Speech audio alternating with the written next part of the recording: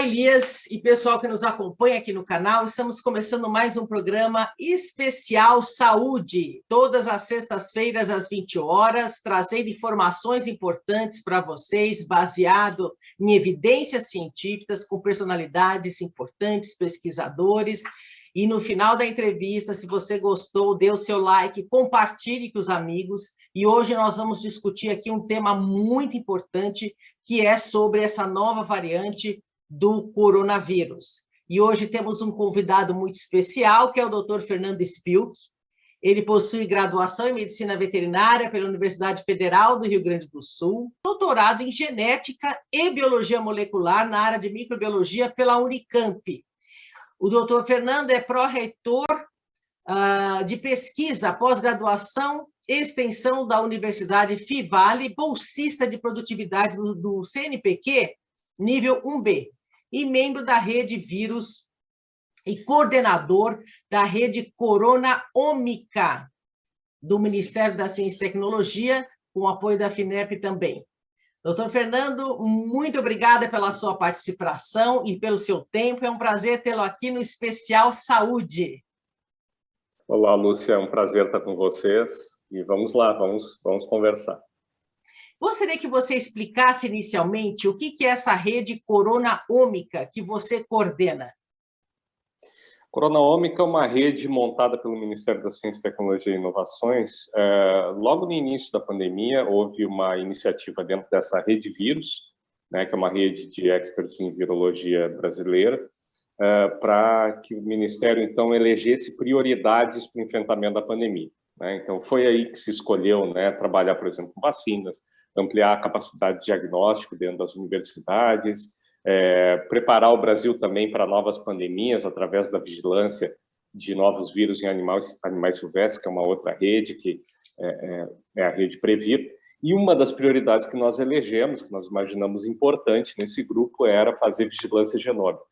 À época, nós, obviamente, lá em fevereiro de 2020, não imaginávamos o tamanho, a dimensão do problema, né, que estaria gerado. Essa rede, então, ela começa a tramitar e nós vermos de onde aconteceu o financiamento, etc. Ela se torna muito ativa a partir do final do ano passado, felizmente, né, que foi o momento justamente em que a gente começou a ter aí a expansão da variante Gama naquele momento e outros problemas que foram acontecendo.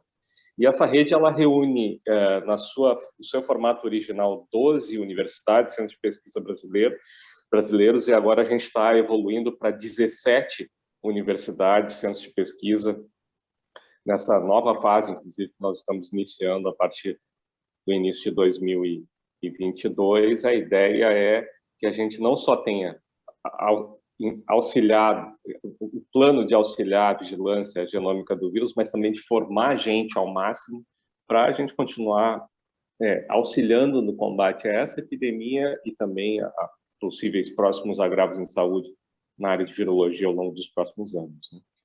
Bom, inicialmente eu queria aqui parabenizá-lo pelo excelente trabalho e todos os pesquisadores brasileiros que pertencem a essa rede e fora dela também, pelo trabalho que vem desenvolvendo aí na condução da pandemia, nesse grande desafio. Eu também sou cientista, eu sei bem como é difícil a gente fazer ciência no Brasil, mas, enfim, é de extrema importância hoje, nesse momento em que nós estamos aí diante dessa nova variante do coronavírus.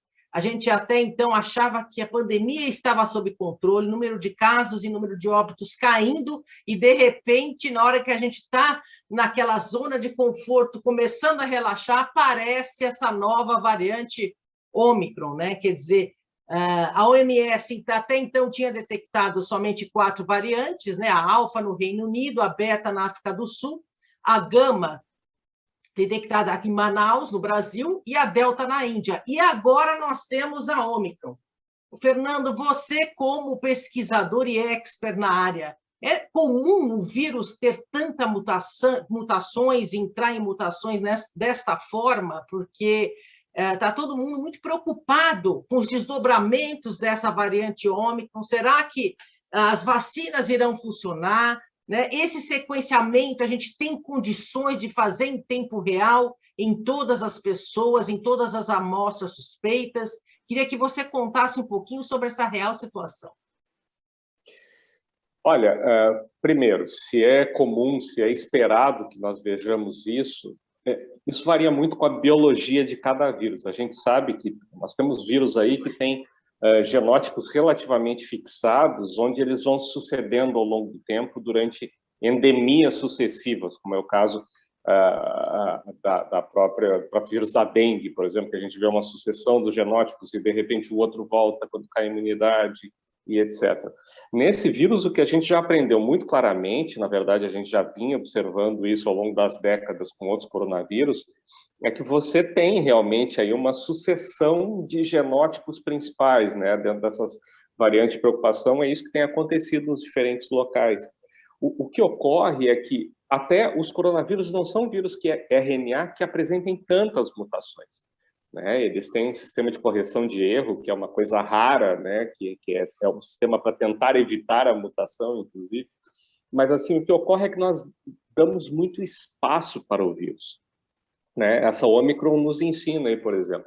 Nós temos um grande contingente, um grande continente, no qual o próprio diagnóstico não é o suficiente. Então, a gente, tendo uma baixa taxa de vacinação, não havendo outras medidas adequadas de controle, a mutação se dá ao acaso. Se muita gente estiver infectada, vão aparecer mutantes.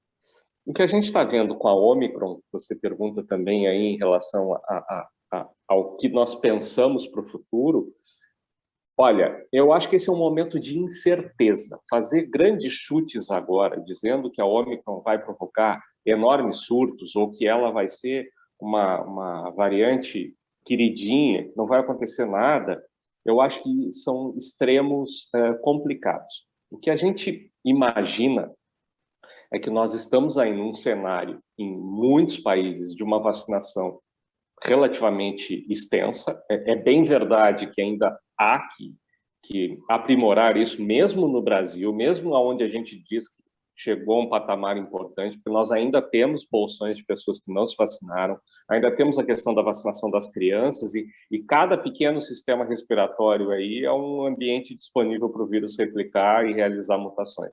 Então, assim, o que nós precisamos ter como consciência geral é que, enquanto nós não atingirmos, do ponto regional, nacional, global, um contingente adequado de pessoas vacinadas, e enquanto a gente não entender que a gente precisa ir realmente retornando à normalidade de uma maneira paulatina, cautelosa, nós continuamos dando espaço para que isso aconteça, e esse perfil de surgimento de variantes é o que acaba dando essa sensação que tu mencionaste.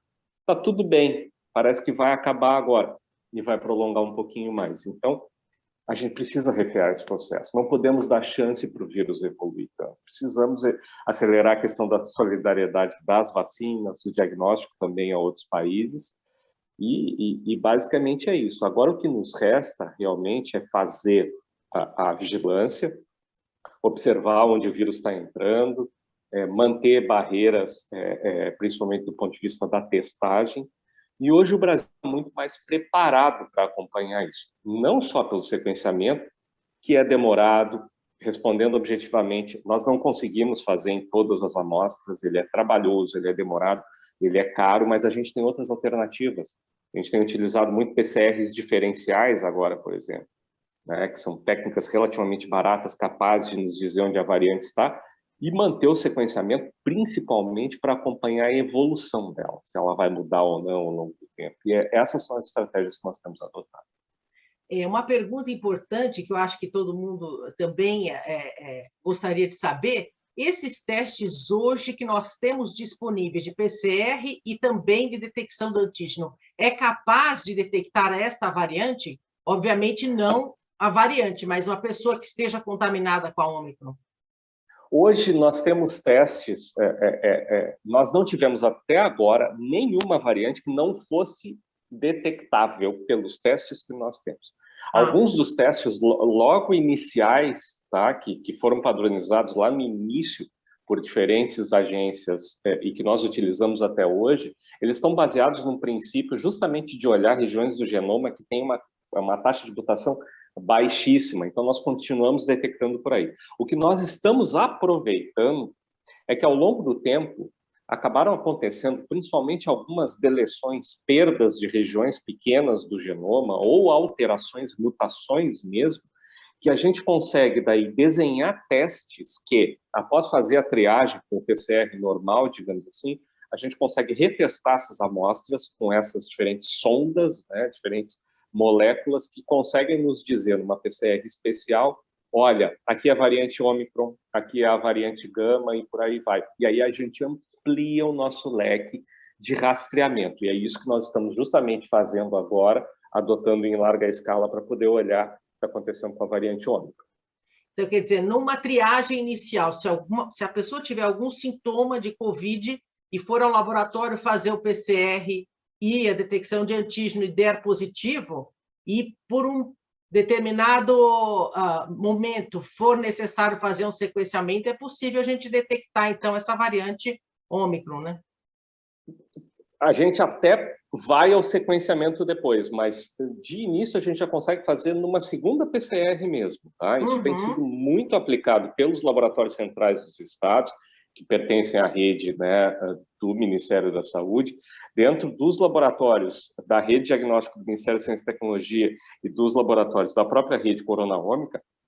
A gente também tem trabalhado muito com essas PCRs, tem laboratórios particulares, grandes redes que fazem também esses PCRs diferenciais, então sim, é possível, o resultado é bem rápido e cabe a nós daí, pesquisadores das diferentes redes, realmente daí, a partir daí, ver se do ponto de vista do genoma, essa Ômicron que vai circular aqui é a mesma que está lá fora, se ela vai evoluir, enfim, aí fica o nosso trabalho. Então, por exemplo, mas se um paciente detectou positivo para a Covid-19 agora, em que momento essa amostra é candidata para um sequenciamento e há uma suspeita dessa pessoa estar carregando a variante Ômicron? Como é que vocês fazem essa seleção baseado nos sintomas? Porque os sintomas são muito parecidos, né? É difícil, né? Lúcia, hoje, eu vou te ser sincero, como a gente está com uma demanda bem mais baixa, laboratórios de pesquisa, pelo menos o nosso laboratório aqui na Universidade Fevale, aqui em Novo Hamburgo, e alguns outros laboratórios que eu sei de universidades aí ao redor do Brasil inteiro, nós temos repassado todas as amostras a cada 2 dias aí, desde semana passada, olhando se nós não temos as deleções características e alterações da variante Ômicron. E eu acredito que, especialmente do ponto de vista dos laboratórios públicos também, que estão trabalhando com essas barreiras sanitárias em aeroportos, etc., eles também devem estar trabalhando seguramente com essa mesma metodologia. Isso a gente já fez com a Delta, por exemplo, e foi muito útil para que a gente pudesse rastrear a disseminação da variante no país.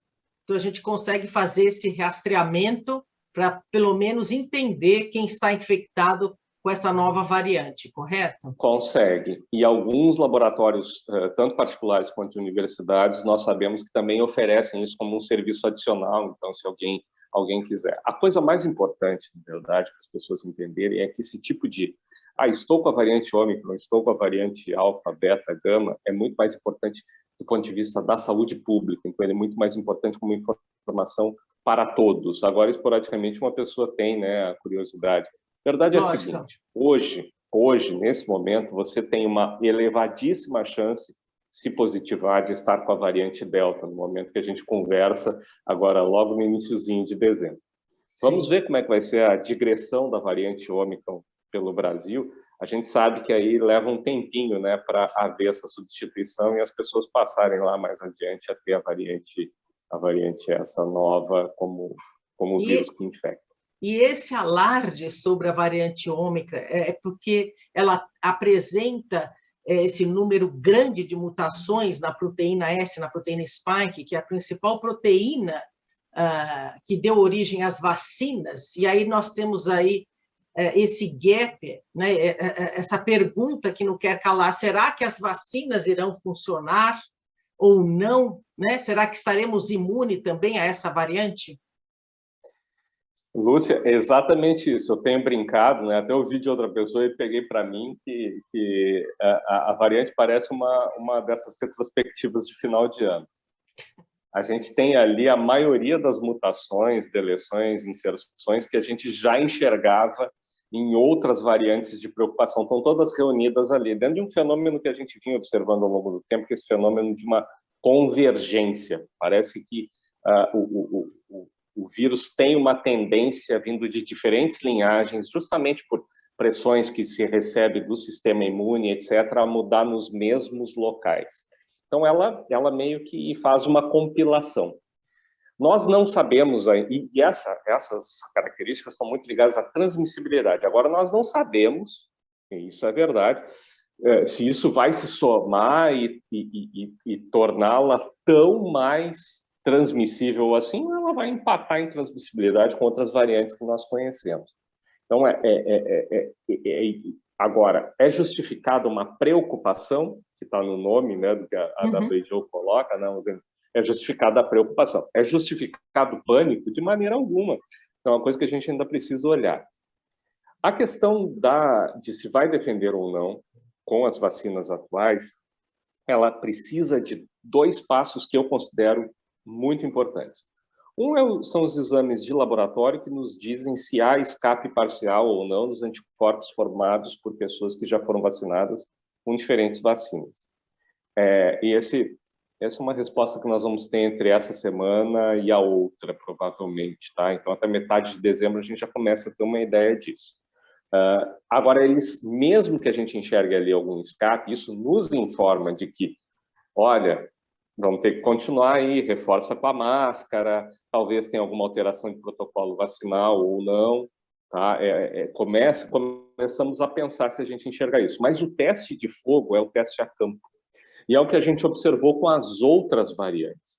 Nós observamos com as outras variantes que a inserção de uma dose a mais, o encurtamento de intervalo entre doses, já foi suficiente para que a gente continuasse com um bom nível de proteção. Então, assim, existe a possibilidade extrema da gente precisar atualizar rapidamente vacinas, etc. Olha, a possibilidade existe.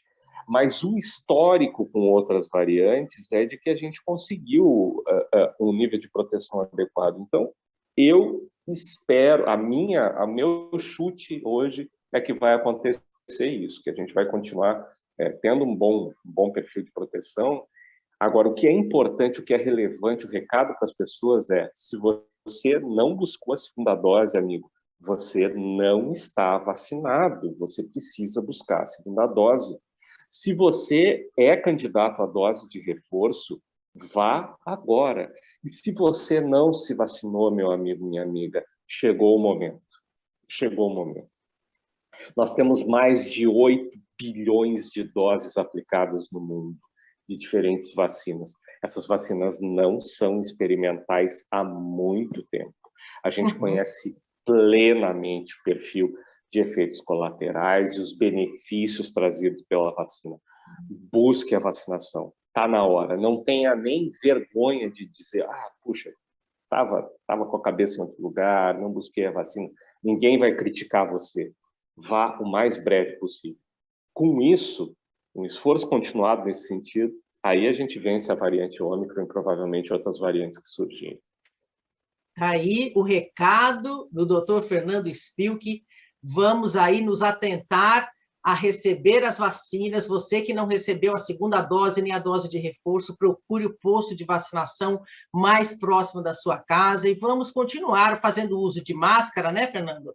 Mantendo o distanciamento social, porque a gente ainda não está numa situação de relaxamento quanto a essas medidas. E uma coisa que essa pandemia está nos ensinando, né, Fernando? É que não adianta nada. O Brasil, graças a Deus, tem uma taxa de vacinados bastante elevada em relação a outros países, mas, em contrapartida, a África não tem o mesmo número de vacinados, e daí é que teve origem essa variante. Então, não adianta a gente pensar somente no nosso, nós temos que pensar no coletivo. Tanto é que a China já disponibilizou bilhões de doses para a África, Estados Unidos também. Nós temos que pensar como um todo, porque se a gente não pensar dessa forma coletiva, a gente não consegue sair dessa pandemia, né, Fernando? Ah, não, seguramente, seguramente. A vacinação e as medidas todas de controle, você falou aí da máscara, por que usar máscara? Bom, porque mesmo vacinado, protegido clinicamente, eu posso continuar transmitindo, né? Uhum. Então, encerrar uma pandemia é um pacto coletivo, um pacto de respeito ao próximo, de amor ao próximo, né? E vai demandar, sim, não é que os países emergentes e que os países desenvolvidos estendam a mão para outros países e que dentro dos próprios países, eu tenho alertado isso, nós também continuemos fazendo esse trabalho que vocês fazem de educação, né, de passar a mensagem adiante para pessoas que, de repente, ainda estão na dúvida em relação à segurança ou não das vacinas, e também da gente buscar medidas, né, que permitam que tanto lá na África o pessoal se vacine, como aqui dentro a gente tenha um perfil de vacinação ainda maior. Nossa, muito obrigada pela sua participação, doutor Fernando Spilk, pelo seu tempo, que eu sei que você tem bastante trabalho, está coordenando aí essa rede Corona Ômica, né? Com esse agora desafio enorme de fazer esses sequenciamentos e junto com essa rede de laboratórios e pesquisadores do Brasil inteiro e trazendo essas informações importantes para quem está nos ouvindo. Queria agradecer demais aqui a sua participação e também queria que você deixasse uma mensagem final. Bom, primeiro, agradecer enormemente o espaço, é uma honra estar com vocês, né? Participar de uma iniciativa desse canal de vocês e dizer que, olha, por vezes, né, muitas pessoas perguntam assim, quando que as coisas vão voltar ao normal? Gente, nós nadamos aí 47, 48 metros dessa piscina olímpica, tá? O que é importante agora é a gente manter a energia, o foco para dar as próximas 2 ou 3 braçadas e chegar do outro lado. E unidos, né? Porque nós falávamos, é uma questão de solidariedade, uma questão de respeito mútuo, né? E nós vamos chegar lá, sim. As nossas predições momentâneas, claro que a Omicron nos causa uma incerteza, mas elas não são de um prolongamento muito grande do problema, desde que cada um faça a sua parte. É isso aí, gente. Vamos fazer a nossa parte e, se Deus quiser, as coisas vão entrar na normalidade o mais rápido possível. Olha, bom trabalho para vocês, parabéns pelo seu excelente trabalho, Obrigado. A sua atuação como pesquisador, como professor. Conversei aqui com o doutor Fernando Spilk, que é de pesquisa e da pós-graduação e extensão da Universidade Fivale, bolsista de produtividade do CNPq e também coordenador da rede Corona Ômica. Muito obrigada, doutor Fernando, e até a próxima. Tchau, gente. Até mais.